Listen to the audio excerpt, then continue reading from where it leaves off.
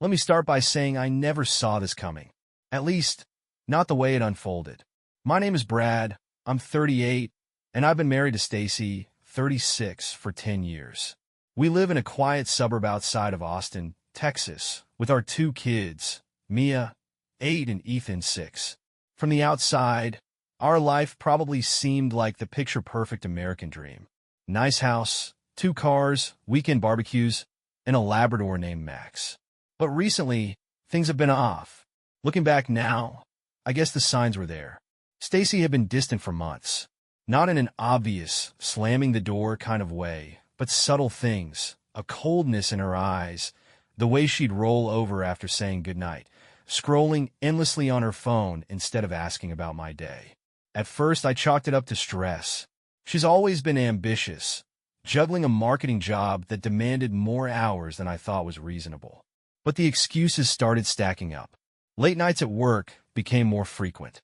Her laughter, once easy and warm, now felt forced.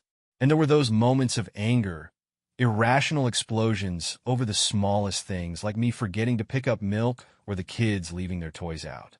I tried to convince myself that I was imagining things. I'm the guy who doesn't do drama. Work hard, be a good dad, love your wife. Those were my guiding principles. But in the back of my mind, a voice started whispering something I didn't want to hear. Something's not right. And that's where this story begins. A story I wouldn't wish on anyone. It started with her phone. I know, this sounds cliché. But hear me out. Stacy has always been glued to her phone. She claimed it was work, which I believed, because she was constantly emailing clients or running social media campaigns for her company. But lately it was different. She was guarded about it. She'd take it to the bathroom, keep it face down on the table, and if I walked into the room while she was texting, the screen would magically go dark. At first, I told myself it wasn't a big deal. I mean, everyone deserves a little privacy, right? But then there was the night when her phone buzzed at 11:45 p.m. We were lying in bed, and I glanced over. I wasn't trying to snoop, but her reaction was like she'd been electrocuted. She grabbed the phone, turned it off, and muttered, "Just work stuff." "It's nothing."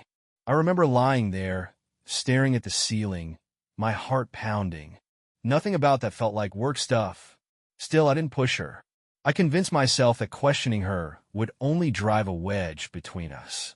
Trust is the cornerstone of any marriage, right? But then came the lunches. Stacy had always been the type to eat at her desk, too busy to take a proper break. Suddenly, she started going out for lunch almost daily. She'd dress a little nicer, even spritz on perfume, which she usually saved for date nights. When I joked about how fancy she was getting, she just smiled and said, "It's good to step away from the screen once in a while." That's when the doubts started creeping in. Quiet, nagging doubts that kept me up at night. It wasn't just the phone or the lunches. It was the way she started pulling away from me in small, almost imperceptible ways. Her once enthusiastic hugs turned into brief pats on the back. She started opting out of family movie nights, claiming she was too tired. In the bedroom? Let's just say it became less of a shared space and more of a no-fly zone. The most frustrating part was that I didn't have anything concrete, just a gut feeling that something was off. I was grasping at straws, desperate to believe this was all in my head. I even blamed myself. Maybe I wasn't attentive enough. Maybe I'd been too caught up in work, too distracted by the kids, too ordinary. But then, one ordinary Wednesday afternoon, I stumbled across something I couldn't ignore. Something that changed everything. That Wednesday afternoon started like any other. I'd wrapped up work early and decided to swing by the house to surprise Stacy. It wasn't our anniversary or anything, I just missed her. I picked up her favorite chai latte from the corner cafe, feeling like maybe we could talk, reconnect, and shake off whatever had been haunting us lately. As I pulled into the driveway, I noticed an unfamiliar car parked a few houses down. A sleek, black BMW. It stuck out because most of our neighbors drove sensible SUVs or beat-up trucks. I didn't think much of it at the time. I unlocked the front door and walked in, expecting the usual sounds of Stacy typing away at her laptop or talking on the phone. But the house was quiet. Too quiet.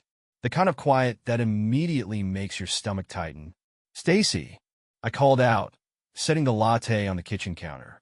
No answer. My voice echoed back at me in the stillness. Max trotted over, wagging his tail, oblivious to my growing unease. I moved through the house, peeking into the living room, then the dining room. Nothing. It wasn't until I reached our bedroom that I heard it, a muffled giggle, followed by hushed voices. My heart sank. I don't know what I expected to find, but I knew this wasn't good. The door was slightly ajar. I stepped closer, my palms clammy, my chest heaving like I'd just run a marathon. The voices became clearer. Stacy's laughter. Another voice, male, low, and smooth. My pulse roared in my ears as I gently pushed the door open. And there they were. Stacy was sitting on the edge of our bed, her hand resting on the arm of a man I'd never seen before. He was tall, clean-cut, and dressed in a sharp suit that looked like it cost more than my monthly paycheck. They were laughing about something, but the way they leaned toward each other, the way her face lit up, it wasn't work. The chai latte felt like a brick in my stomach. I cleared my throat, and both their heads snapped toward me. Stacy's face went pale, her laughter dying instantly. The man, let's call him Mr. Armani, stood up and gave me a sheepish nod, like I'd just caught them borrowing sugar from my pantry. "Brat!" Stacy exclaimed, her voice a mix of surprise and panic. "What are you doing home?" "What am I doing home?" I repeated, my voice cold, unfamiliar even to me. The better question is, what the hell is he doing here? Mr. Armani opened his mouth to speak, but Stacy cut him off. "Brad, this isn't what it looks like." "Really?" "Because it looks like you've been having a nice little lunch date in our bedroom." I was practically growling at this point, my fists clenched so tightly that my nails dug into my palms.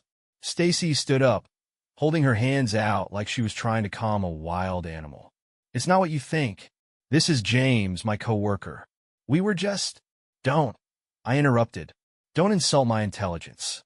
James mumbled something about leaving, grabbed his coat, and brushed past me without making eye contact. The sound of the front door closing was deafening. It was just the two of us now. Stacy stood there, arms crossed, looking defensive instead of guilty. "Brad, I can explain." "You'd better," I snapped. "Because right now, I'm 2 seconds away from losing my damn mind." She sighed, running a hand through her hair. "It's not an affair. He's just a friend." "A friend? You bring your friend into our bedroom while I'm at work? Do I look like an idiot to you, Stacy?" Her face twisted into something I didn't recognize, annoyance. "You're overreacting. Nothing happened. Then why do you look so guilty?" I fired back. "Why is your friend running out of here like a kid caught stealing cookies?" Her silence was deafening. I wanted to believe her, but everything about the situation screamed betrayal. And deep down, I knew this was only the beginning of what I was about to uncover. The silence stretched between us, thick and suffocating. Stacy crossed her arms, avoiding my gaze, and I felt my stomach churn. This wasn't the woman I married, the woman I thought I knew better than anyone else. She was a stranger standing in front of me, and the reality of it all was starting to sink in. "Who is he, Stacy?" My voice was quieter now, but there was a sharp edge to it. "And don't give me the coworker crap. I'm done with that." She sighed heavily, as if I was the one being unreasonable. "He is a coworker, Brad. We work on the same team. That's it. And you hang out in our bedroom because—" She hesitated, biting her lip. Her usual quick, confident replies were nowhere to be found. We were talking about work stuff. "It's private." I laughed, but it was bitter and hollow. "Private? Work stuff? Do you even hear yourself?" "Stacy, this isn't a conference room. It's our home. Our bedroom. What kind of work stuff needs to happen here?" Her face flushed, and she turned defensive. "You know what? I don't have to justify myself to you, Brad. Nothing happened, and you're blowing this out of proportion." That did it. The calm I was barely holding on is shattered. "Blowing this out of proportion?" I yelled. "You've been distant for months. You hide your phone, you're suddenly out late all the time, and now I catch you with some guy in our house, and I'm the one overreacting? Do you think I'm blind?" Stacy's expression shifted. Anger mixed with something else I couldn't quite place. Guilt? Fear? It didn't matter. I wasn't letting this go. "I want the truth, Stacy," I demanded, stepping closer. "Because whatever you're hiding, I swear to God it's going to come out." She looked down, her lips trembling slightly. For a second, I thought I'd broken through, that she was about to confess. But then she shook her head and muttered, "I told you. Nothing's going on." "Fine," I said, my voice flat. "If you won't tell me, I'll figure it out myself." I turned and walked out of the bedroom. Stacy called after me, but I didn't stop. My mind was racing. There was no way this was innocent. I didn't know what I'd find, but I was determined to get answers. Later that evening, after the kids were asleep and Stacy had retreated to the guest room to cool off, I decided to do something I'd promised myself I'd never do. I went through her phone. She'd left it charging on the kitchen counter, a rare lapse in her usual ironclad vigilance. My hands shook as I unlocked it.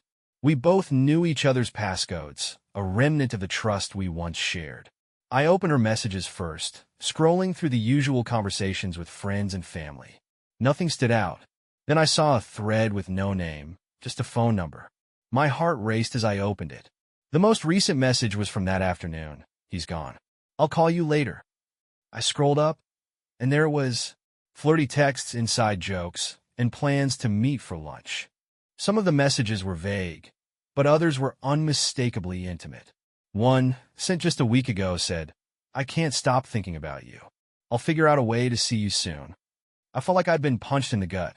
This wasn't just a coworker. It was emotional, if not physical. Stacy had lied to my face, and now I had the proof. I set the phone down, my hands clammy and my head spinning. The woman I had loved, trusted, and built a life with was betraying me. And the worst part? I had no idea how far this had gone, or how much more I was about to uncover.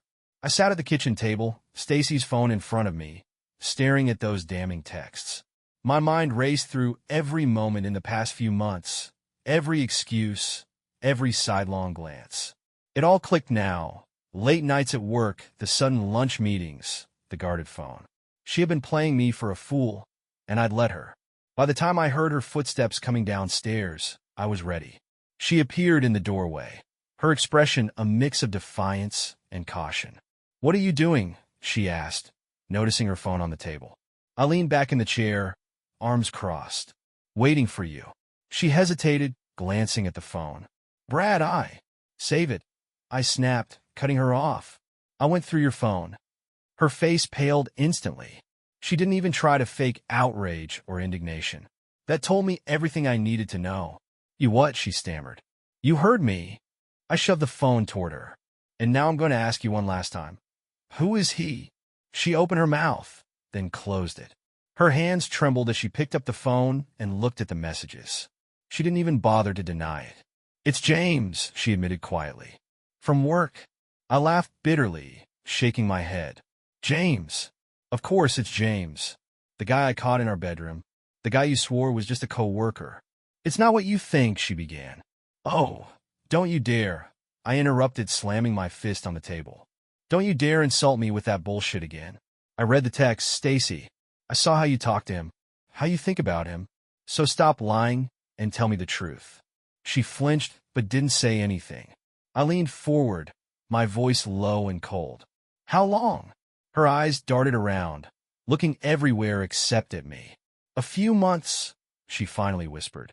"A few months," I repeated, the words tasting bitter on my tongue. "And what? You thought I'd never find out? You thought you could just sneak around behind my back forever?" "I didn't mean for it to happen," she said, her voice breaking. "I swear, Brad. It was just, I don't know, a mistake." I let out a humorless laugh. "A mistake? A mistake is spilling coffee on your shirt, Stacy. This is a calculated betrayal.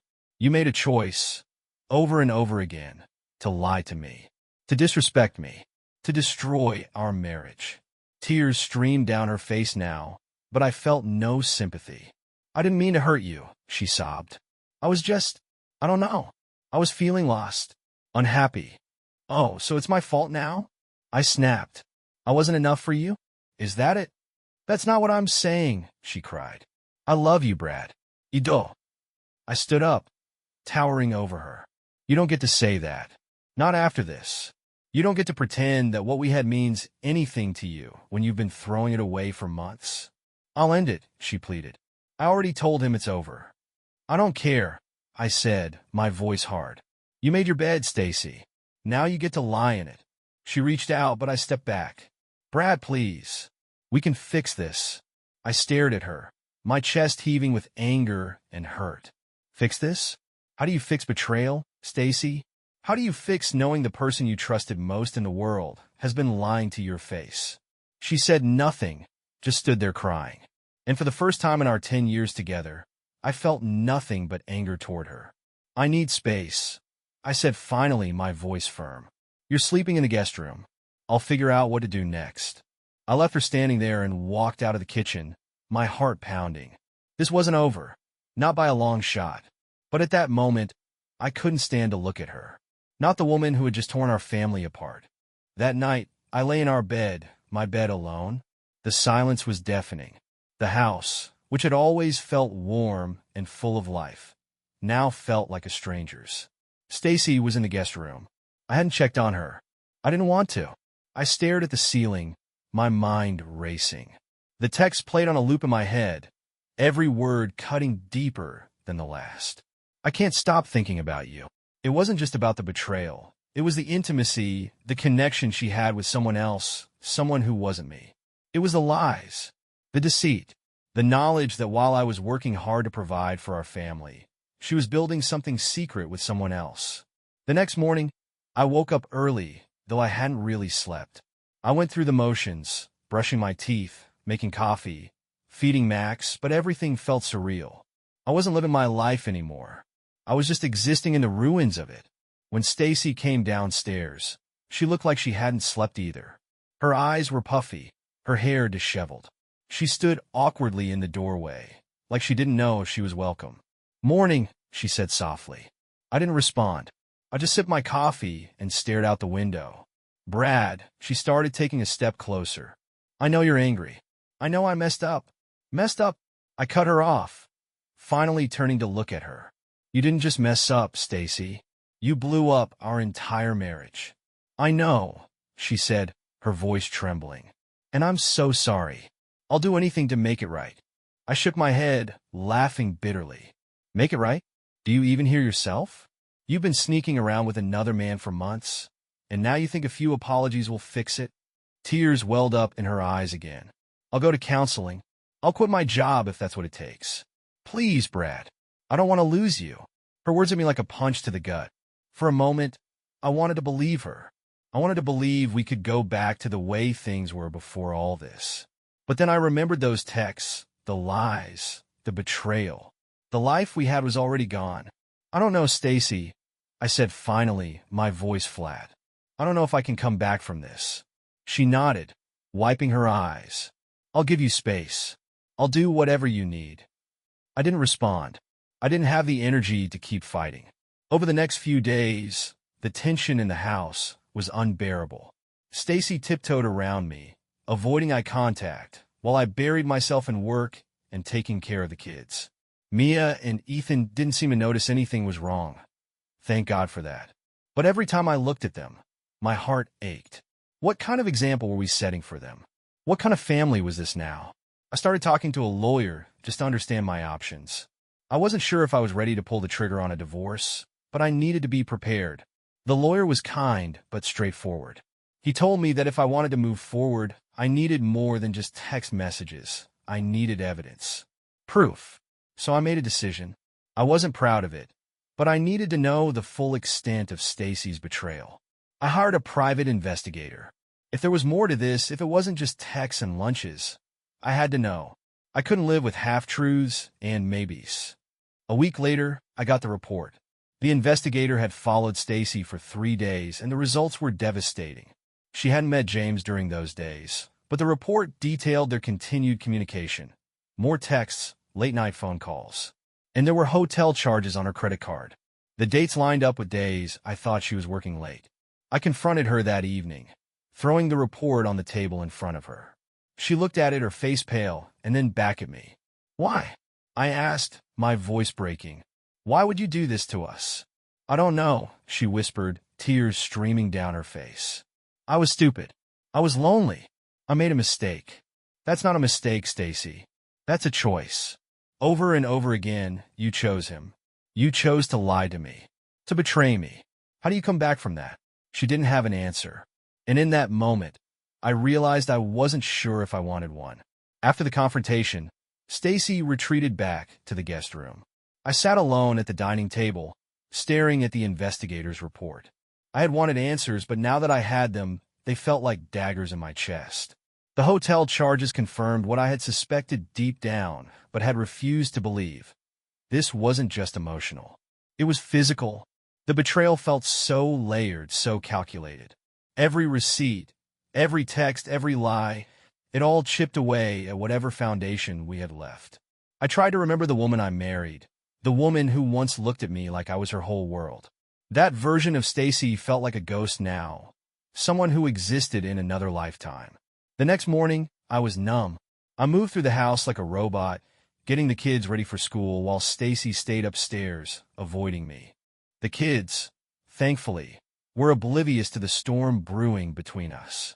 Mia was excited about her art project, and Ethan was trying to convince me he needed a new Lego set. Their innocence was the only thing keeping me grounded.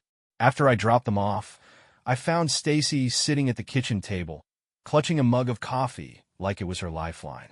She looked up as I entered, her eyes red and puffy. For a moment, I thought she might speak, but instead, she just stared at the coffee. I sat down across from her, the silence stretching between us like an ocean. Finally, I spoke. "Why didn't you just tell me you were unhappy?" She looked up, her lip trembling. "I didn't want to hurt you." I laughed bitterly. "Well, mission accomplished. Brad, I know I've destroyed everything. I know I've hurt you in ways I can't even begin to fix. But I swear, it didn't mean anything. James, he didn't mean anything. You expect me to believe that?" I snapped. "You don't risk your marriage, your family, for something that doesn't mean anything. You don't sneak around for months and book hotel rooms for someone who doesn't matter." Her face crumpled, and she buried it in her hands. "I was lonely," she sobbed. "I felt like you didn't see me anymore, like I was invisible. And James, he made me feel wanted." Her words hit me like a slap. I wanted to yell, to tell her how unfair it was to blame me for her choices. But deep down, I knew there was a sliver of truth in what she said. Things between us hadn't been perfect for a long time. Somewhere between work, kids, and life, we had drifted apart. But that didn't justify what she did. "So instead of talking to me, you turned to him?" I asked, my voice cold. "Instead of working on us, you threw it all away for what? Validation? A few hours of feeling wanted?" She didn't answer, just cried harder. I stood up, pacing the kitchen. My anger felt like a tidal wave, crashing over me in relentless waves. But beneath it, there was something else, a deep, aching sadness.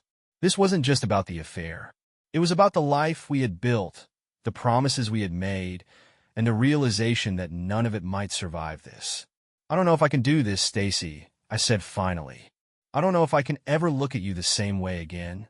She looked up, her face streaked with tears. "Please, Brad, please give me a chance to fix this. I'll do anything. Counseling, therapy, whatever it takes." I shook my head. "I don't know if that's enough. I don't know if I want to fix this." Her sobs grew louder, and I left the room, unable to bear it any longer. I needed space, clarity, something to help me make sense of the chaos. And for the first time in our marriage, I wasn't sure if we could find our way back. The days that followed were a blur. I threw myself into work, grateful for the distraction. I'd leave early, come home late, and avoid Stacy as much as possible. When we did cross paths, the air between us was heavy with unspoken words. She tried to talk to me a few times, but I brushed her off. I wasn't ready. One night, I found myself sitting in my car in the driveway long after I'd gotten home. The kids were asleep. The house was dark except for the faint glow of the kitchen light. I could see Stacy's silhouette through the window. She was sitting at the table, staring at her phone, probably waiting for me. I felt stuck, like I was standing at a crossroads with no clear path forward. Part of me wanted to leave, to pack my things and start over somewhere far away from the pain. But another part of me, the part that remembered the good times, the laughter, the love, wanted to fight for what we had built. The question was, could I forgive her? Could I live with the images in my head, the knowledge that she had chosen someone else, even if only for a moment? I didn't have an answer. The next morning, Stacy cornered me in the kitchen before I could escape to work. She looked like she hadn't slept, her eyes hollow and rimmed with dark circles. "Brad," she said, her voice trembling. "We need to talk." I sighed, leaning against the counter. "I don't know what else there is to say, Stacy." "Please," she pleaded. "Just hear me out." I gestured for her to continue, though my patience was wearing thin. "I know I hurt you. I know I betrayed your trust, and I'll regret that for the rest of my life. But I love you, Brad. I love our family, and I'm willing to do whatever it takes to fix this." "Love?" I snapped. "You don't do this to someone you love. You don't destroy your family for. What? A thrill? Attention? I don't even know who you are anymore." She flinched, tears streaming down her face. "I lost myself," she admitted. "I let myself believe that the excitement with James meant something, but it didn't. It was a mistake. A horrible, stupid mistake. And I'll spend the rest of my life making it up to you if you let me." Her words hung in the air, and for a moment, I considered them. Stacy had always been stubborn, fiercely independent. To see her like this, broken and begging, was unsettling. But I wasn't sure if it was enough. "What do you expect me to do?" I asked quietly. "Pretend this never happened? Just go back to the way things were?" "No," she said, shaking her head. "I don't expect that. I know things will never be the same. But I'm asking for a chance to prove to you that I'm still the woman you fell in love with. That I can be better." I rubbed my temples, feeling the weight of her words. "I need time, Stacy. I need space to figure out what I want." She nodded, though her face crumpled with emotion. "Take all the time you need. Just please don't give up on us." That night, I made a decision. I started looking into couples counseling, not because I was ready to forgive her, but because I needed clarity. I needed to understand if there was anything left to salvage. Stacy agreed without hesitation, even offering to set it up herself. It was a small step, but it felt like the only one I could take. I wasn't ready to forgive, and I wasn't sure if I ever would be. But for now, I was willing to try, to see if there was still a path forward, no matter how broken it might be. A week later, we had our first counseling session. I wasn't sure what to expect. I'd never been to therapy before, and the idea of spilling my darkest thoughts to a stranger wasn't exactly appealing. But I was desperate for clarity, for answers, for something. Stacy had been surprisingly proactive, scheduling the session and even paying for it up front. It was like she was trying to show me she was serious, but I wasn't ready to trust that yet. The therapist, Dr. Fields, was a calm, middle-aged woman with kind eyes. Her office was warm and inviting, filled with books, plants, and a soft, overstuffed couch that Stacy and I sat on together, though as far apart as the cushions allowed. "Why don't we start with you telling me why you're here today?" Dr. Fields asked, her voice gentle but firm. I looked at Stacy, waiting for her to go first. She shifted uncomfortably, her hands twisting in her lap. I made a mistake," she began, her voice trembling. "I hurt Brad. I betrayed him. And I'm here because I want to fix our marriage. I want to prove that I'm still the person he fell in love with." Dr. Fields nodded, her gaze moving to me. "And you, Brad?" I took a deep breath, feeling the weight of my words before they even left my mouth. "I'm here because I don't know if this is fixable. I don't know if I can ever look at her the same way again." Stacy flinched at that, but I didn't apologize. This wasn't the time for sugarcoating. Dr. Fields leaned forward slightly. "It's clear there's a lot of pain here. Before we dive into that, let me ask, what brought you two together in the first place? What made you fall in love?" The question caught me off guard. I glanced at Stacy, and for a moment, her expression softened, as if she was remembering too. "We met at a friend's barbecue," I said reluctantly. She was standing there, holding this ridiculous plate piled high with food, laughing at some joke I didn't even hear. She was so full of life, so magnetic. Stacy smiled faintly, and for the first time in weeks, I saw a glimpse of the woman I'd fallen for. "You walked over and said, 'That's an ambitious plate.' And I said, 'Go big or go home.' And then you stole my burger off the grill," I added, unable to suppress a small chuckle. "I did," she admitted, her voice tinged with nostalgia. But I gave you half. Dr. Fields smiled. It sounded like there was a lot of joy in the beginning. That's good to hear. Often, couples lose sight of those moments in the midst of pain. The moment passed, and the reality of why we were there settled back over us like a dark cloud. Stacy, Dr. Fields said gently, can you tell Brad why the affair happened? Stacy's smile vanished, and she looked down at her lap. I felt lost, she said quietly. After the kids, after years of routine, I didn't feel like myself anymore. I felt invisible, like I was just going through the motions. And James, he noticed me. He made me feel seen. Her words stung, but I didn't interrupt. I needed to hear this. But it was a mistake, she continued, her voice breaking. I know that now. I've known it for a long time. I just didn't know how to stop without admitting what I'd done. And I was terrified of losing you. Dr. Fields turned to me. Brad, how does that make you feel? Angry, I admitted. Sad. Betrayed. Like everything I've done to build this family was for nothing.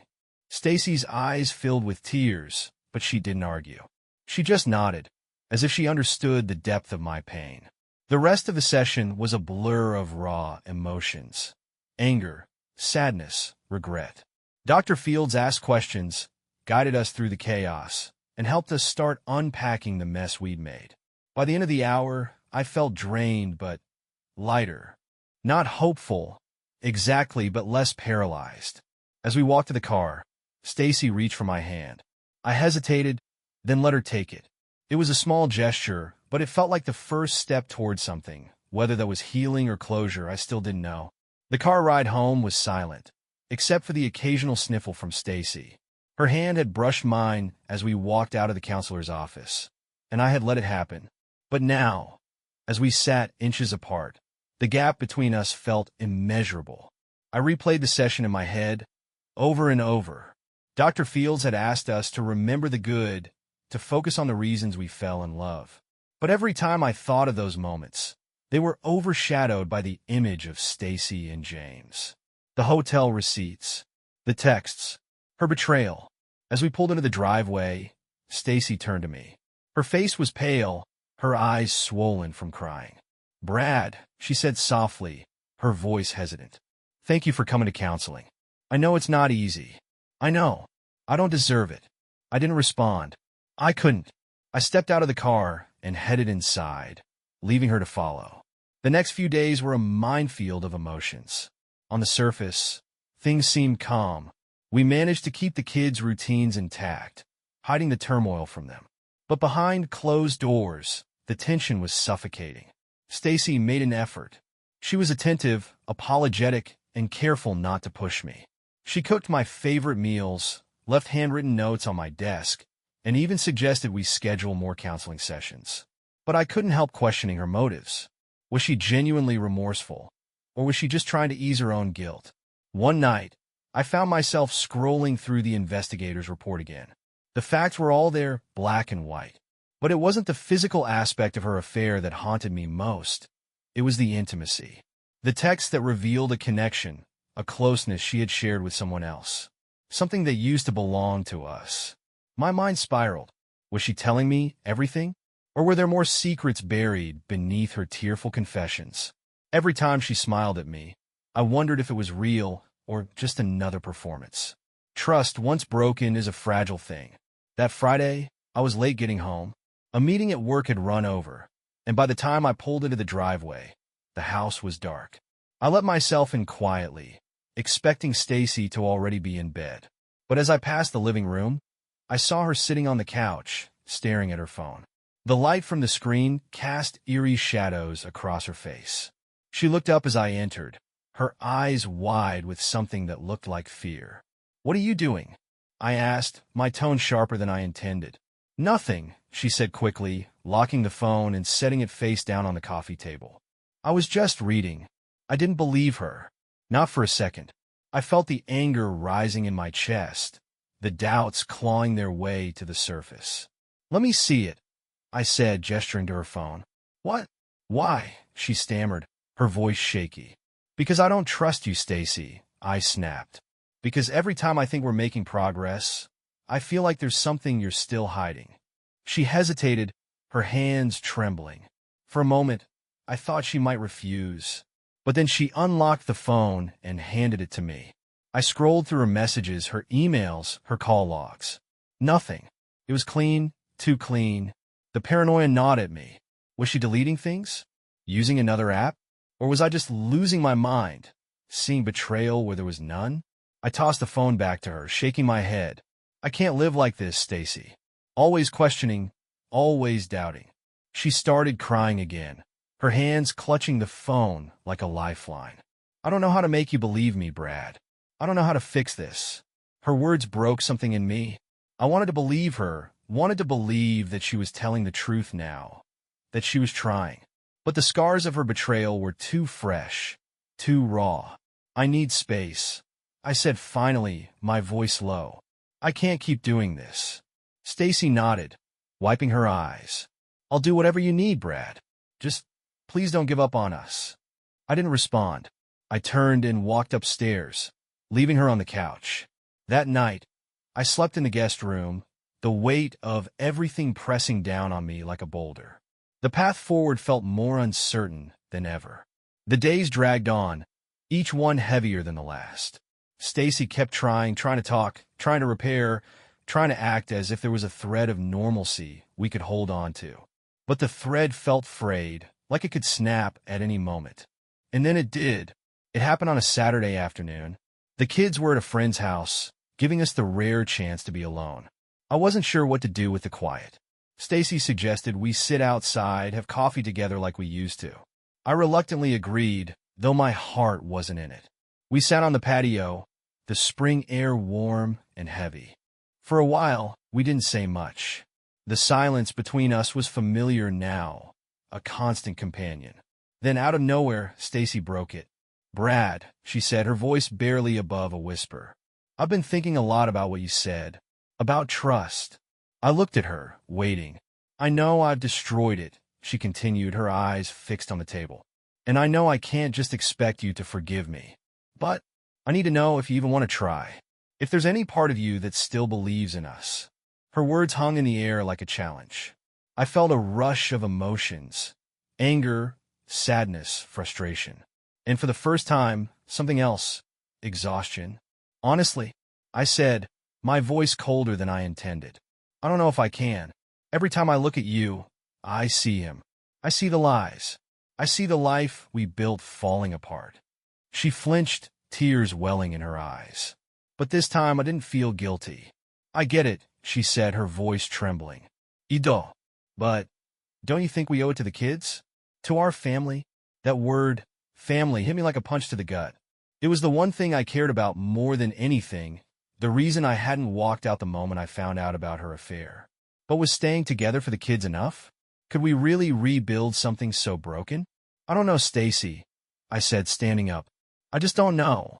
I walked inside, leaving her sitting there, her shoulders shaking with silent sobs. It wasn't the answer she wanted, but it was the only one I could give. That evening, things came to a head. Stacy approached me again, this time with an intensity one hadn't seen before.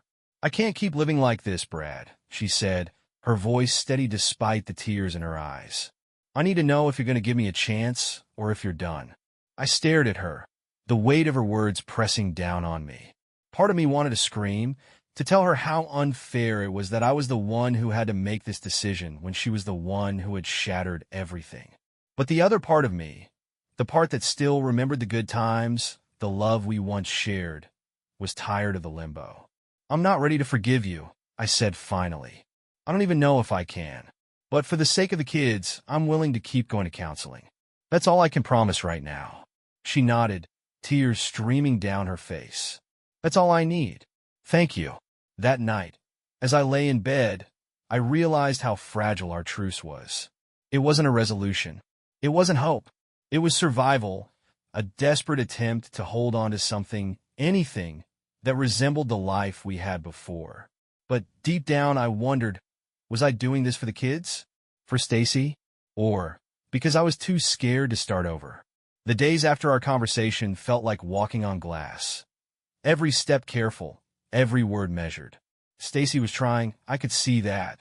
She cleaned up the mess of her lies, overcommunicated her schedule, and even went out of her way to make time for us as a couple. But no matter how hard she tried, the shadow of her betrayal loomed over everything. Counseling became our weekly ritual.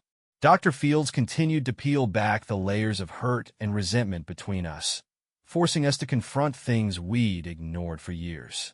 Stacy talked about her feelings of invisibility, her loneliness, and how she had convinced herself that James was filling a void. I talked about my anger, my shattered trust, and the fear that I would never be enough for her again.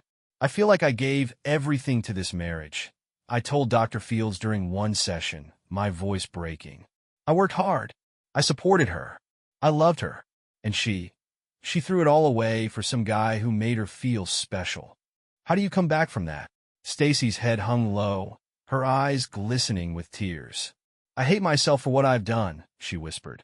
Every day, I wake up and wish I could undo it. But I can't. All I can do is try to prove to you that I'm still worth loving. Her words should have moved me. Once they might have, but now they felt hollow, like an apology given out of obligation rather than true remorse. At home, things weren't much better.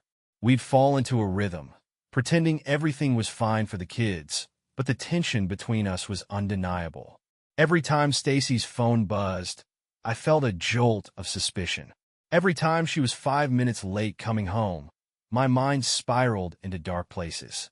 Trust, as Dr. Fields had said, wasn't just damaged, it was shattered, and rebuilding it felt impossible. One evening, after the kids had gone to bed, Stacy approached me in the kitchen. She was holding her phone, and I immediately felt my guard go up. "I want to show you something," she said, her voice tentative. I crossed my arms. "What?" She handed me the phone. On the screen was her email inbox, her text messages, even her social media accounts. "I deleted James from everything," she said. "Blocked his number. I even changed my email passwords. I want you to have access to all of it. I have nothing to hide anymore." I stared at the screen, then back at her. It was a bold move, one I hadn't expected. But instead of feeling reassured, I felt nothing. The damage had already been done. "Why now?" I asked, handing the phone back to her. "Because I want to show you that I'm serious," she said, her voice trembling. "I don't want to lose you, Brad. I'm willing to do whatever it takes." I nodded, though I wasn't sure what to say. Her gesture felt like pouring water on a burning building, too little, too late. That night, I found myself in the guest room again, staring at the ceiling. Stacy's words replayed in my mind, but they felt like echoes, distant and faint. I knew she was trying, but I couldn't shake the feeling that the foundation of our marriage had been permanently cracked. The question that haunted me most wasn't about Stacy or James, or even the affair itself.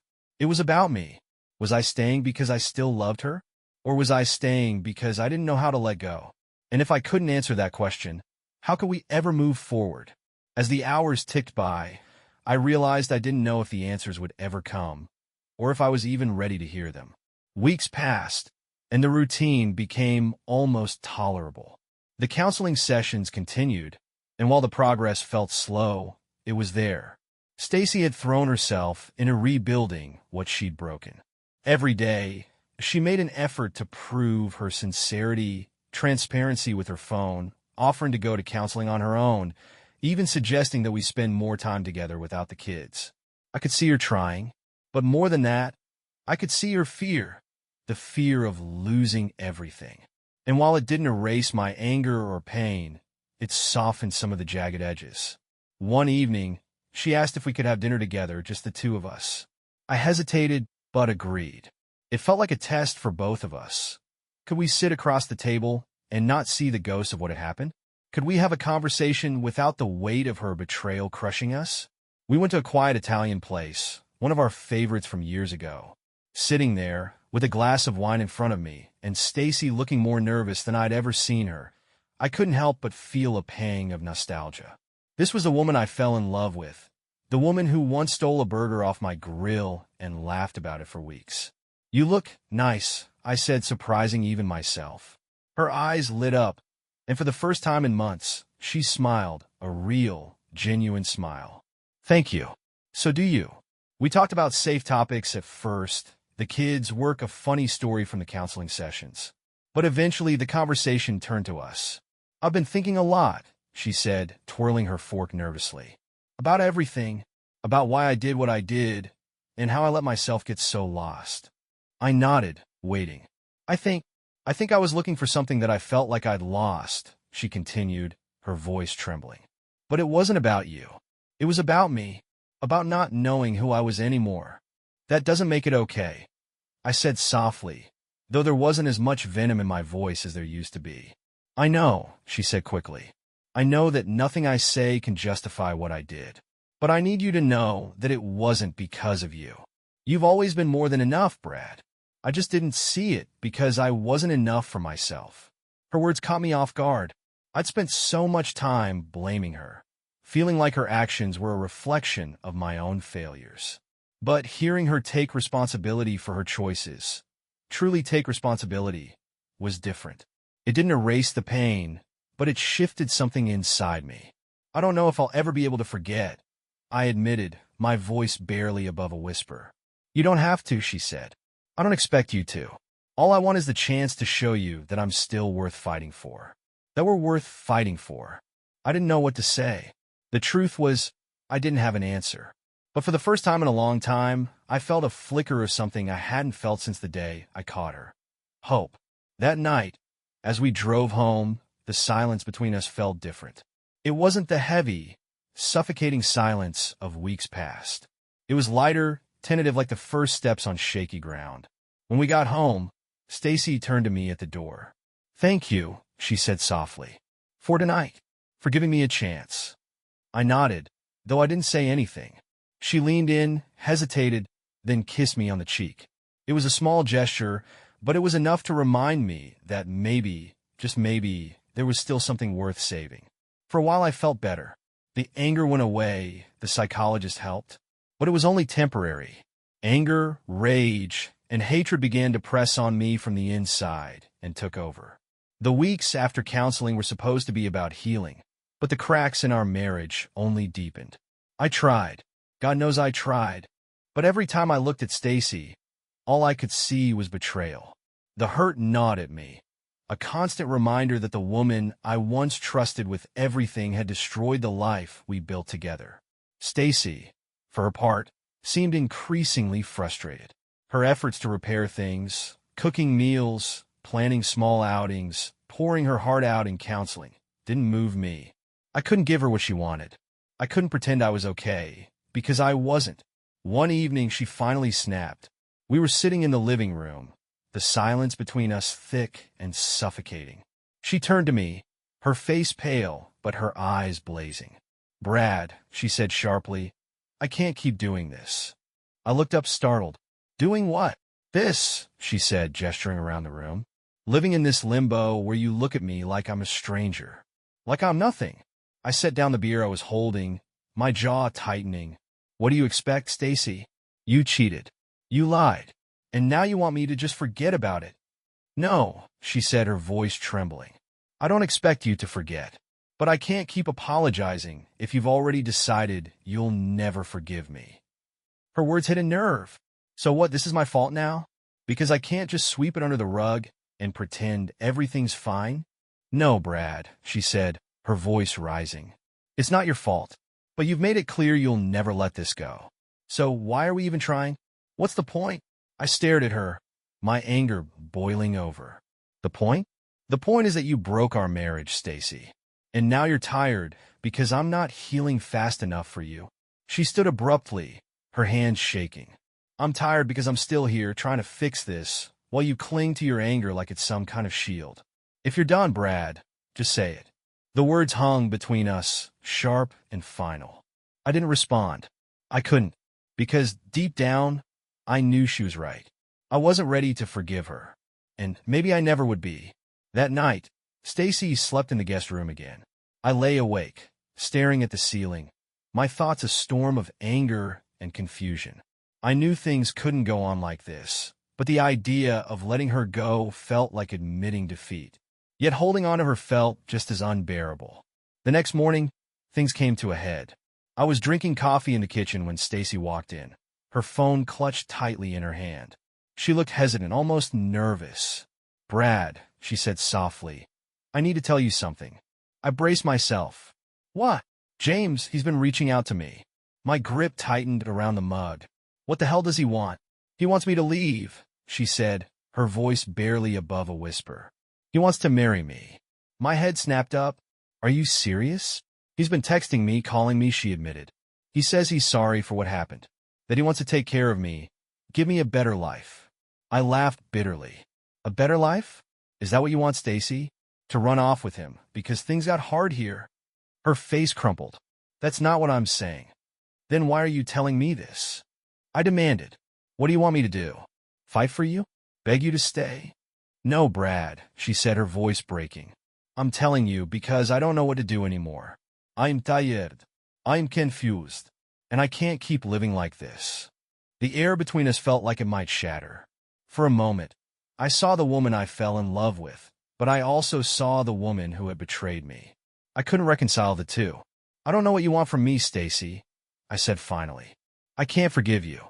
I've tried, but I just can't." She nodded slowly, tears streaming down her face. "I think we need to stop pretending," she whispered. "Neither of us can keep living like this." Her words hit me like a punch to the gut. But deep down, I knew she was right. We had reached the breaking point, and there was no going back. That afternoon, Stacy packed a bag and left. She said she needed space to figure things out, but we both knew what that meant. As she drove away, I felt an odd mix of relief and devastation. The chapter was closing, and for the first time in weeks, I let myself cry. James might be waiting for her with his promises of a better life, but I knew one thing for certain. I couldn't give her what she wanted anymore. Maybe I never could. The house felt eerily quiet after Stacy left. The kids were at my parents' house for the weekend, giving me time to process everything, though processing mostly consisted of sitting on the couch, staring at the walls, and wondering how it all came to this. For years, Stacy and I had built a life together, a home, a family, a future. But now it felt like those years were just a mirage, something I had believed in while she had been somewhere else entirely. And now, James was in the picture, promising her everything I couldn't. The thought of it made me sick, but what could I do? I couldn't force her to stay, and even if she did, what kind of life would that be for either of us? By the time Monday came, the kids were back, and I threw myself into being the best dad I could be. I cooked their favorite meals, helped them with homework, and read them stories at bedtime. But every time they asked about Stacy, where she was when she'd be back, I felt my throat tighten. "She's taking some time to think," I told them, trying to sound calm. "But she loves you both very much." They seemed to accept it for now, but I knew the questions would only get harder as time went on. A week later, Stacy called. Her voice was tentative, cautious. "Can we talk?" she asked. I agreed, though I wasn't sure why. Maybe I needed closure. Maybe I just wanted to hear her say it, to admit that we were over. She came by that evening, looking more composed than I expected. She sat across from me at the kitchen table, the same table where we had shared countless meals, arguments, and memories. But this time there was a finality to it. "I've been staying at a hotel," she began, her hands folded neatly in front of her. "And I've been thinking a lot about us, about what we've been through." I nodded, waiting. "I want to say thank you," she said, her voice trembling. "For trying, for going to counseling, for not giving up right away. I know it hasn't been easy for you, and I'll always be grateful for that." I wasn't sure how to respond. Gratitude wasn't what I wanted. I wanted things to go back to how they were, but that was impossible. Too much had happened. "I've decided to move forward with a divorce," she said finally, her words deliberate and steady. "I think it's what's best for both of us." I felt like the wind had been knocked out of me, even though I had seen it coming. "And James?" I asked bitterly. She hesitated, but didn't avoid the question. "He wants me to be with him, to marry him." "And what do you want?" I asked, my voice sharp. "I don't know," she admitted. "I'm not sure if I'm ready for that, but I can't keep living in this limbo, Brad. Neither can you." For the first time in weeks, her words didn't make me angry. They made me tired. She was right. This limbo was killing both of us, and it wasn't fair to anyone, especially the kids. "Okay," I said finally, the word feeling heavy in my mouth. "If that's what you want, Then let's do it. The divorce process was painful, but it was also a relief in some ways. Stacy and I agreed on shared custody of the kids, and we managed to keep things civil for their sake. She moved out of the house a month later, into an apartment on the other side of town. As for James, I didn't ask, and she didn't offer. I figured I didn't need to know. In the months that followed, I focused on rebuilding my life. I poured my energy into my work, my friends, and most importantly, my kids. The nights were still hard, quiet and lonely, but each day felt a little lighter. One day, Mia came home with a picture she had drawn. It was of our family, me, her, Ethan, and Stacy. We were all smiling, holding hands.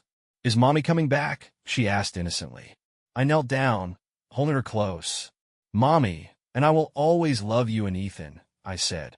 Sometimes, grown-ups make the choice to live in different houses so they can be happier and take better care of each other. She nodded, though I could see the confusion in her eyes. It broke my heart, but I knew it was the truth. Months turned into a year. Stacy and I were no longer husband and wife, but we were co-parents, navigating a new kind of relationship. I saw glimpses of the woman I had once loved, but I no longer felt the pull of that love. It had been replaced by something quieter, simpler, acceptance. As for James, I heard through the grapevine that they had gotten engaged. It didn't bother me as much as I thought it would. If Stacy found happiness with him, then so be it. I had finally found peace, and that was enough for me. In the end, I learned that forgiveness isn't always possible, and that's okay. Sometimes the best thing you can do is let go, and in letting go, find yourself again.